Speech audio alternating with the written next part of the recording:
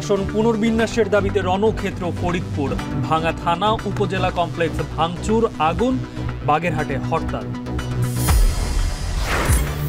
PR সনদ সহ বিভিন্ন দাবিতে জামায়াত ইসলামী আন্দোলনের যুগপৎ কর্মসূচি। ঢাকায় সমাবেশ 18 সেপ্টেম্বর, দাবি আদায় না হলে রাজপথে থাকার হুঁশিয়ারি। অর্জিত শক্তির সাথে আতাত ভয়াবহ পরিস্থিতির জন্ম দিতে পারে। ম্যান্ডেট ছাড়া কর্মসূচি দিলে বাধাগ্রস্ত হবে গণতন্ত্র, বিএনপি নেতাদের সতর্কবার্তা। যুক্তরাষ্ট্র থেকে আমদানি বাড়াতে প্রস্তুত বাংলাদেশ, প্রধান উপদেষ্টার সঙ্গে মার্কিন বাণিজ্য প্রতিনিধির বৈঠক, দ্বিপাক্ষিক সম্পর্ক গভীর করার প্রত্যয়।